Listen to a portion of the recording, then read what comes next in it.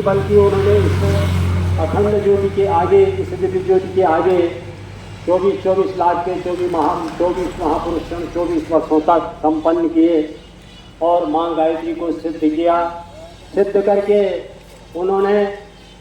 इसको जन जन तक फैलाया, समाज के अंतिम व्यक्ति का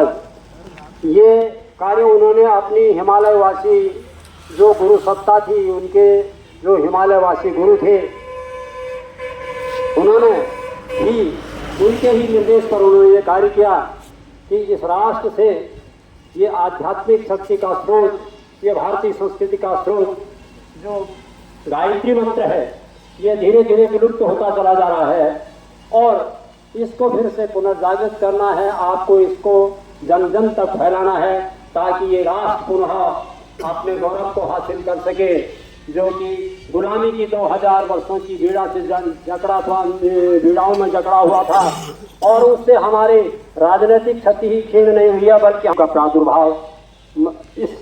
धराधाम पर हुआ और उन्होंने इस कार्य को आगे बढ़ाया। भाइयों बहनों, ये दिव्य कलश के माध्यम से इस अखंड ज्योति जो 1926 में जली थी,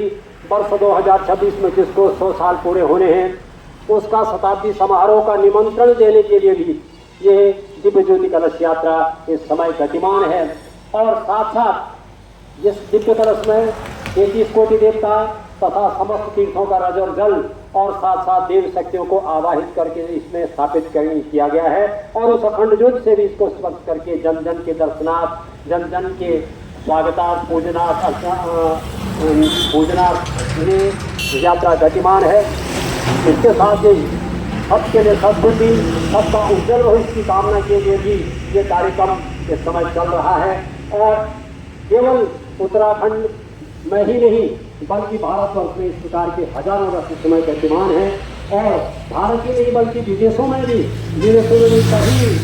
कई स्थानों पर इस तरह की यात्राएं चल रही हैं ताकि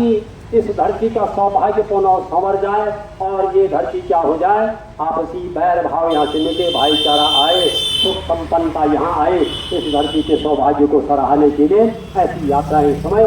गायत्री परिवार द्वारा निकाली जा रही हैं। हम सब का बड़े सौभाग्यशाली हैं कि हम सबको इस दिव्य कलश का पूजन करने का, दर्शन करने का, अर्चन करने का, स्वागत करने का सौभाग्य प्राप्त करके नमन बंदन करते हुए हमारे बीच में राधा वल्लभ नौटियाल जी हैं, वरिष्ठ लोग हैं और एक श्री रावत जी हैं और हमारी शक्ति स्वरूपा बहनें हैं, हमारे सम्मानित सज्जन हैं, सारे बौद्धिक वर्ग के लोग हैं और वैसे भी ये मातृ क्षेत्र तो अपने में एक आध्यात्मिक ऊर्जा का है और परम पूज्य गुरुदेव ने तप किया था आगे नंदनवन में, वेदों का भाष्य यही किया, 19वां पुराण उन्होंने यही लिखा जो प्रज्ञा पुराण के नाम से, प्रज्ञा माने बुद्धि, प्रज्ञा माने चक्षु, दिव्यता, प्रज्ञा माने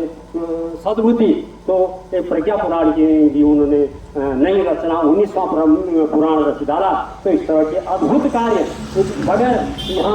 यहाँ के इस दिव्य भूमि के सहज नहीं है और ये क्षेत्र तो अपने में एक दिव्य क्षेत्र है जहाँ से गंगा को राजा भगीरथ स्वर्ग से लाए थे और यही से गंगा का मायका, गंगा का उद्गम स्थान है, भारतीय संस्कृति का मूल। आइए इस तरह का पूजन करते हैं।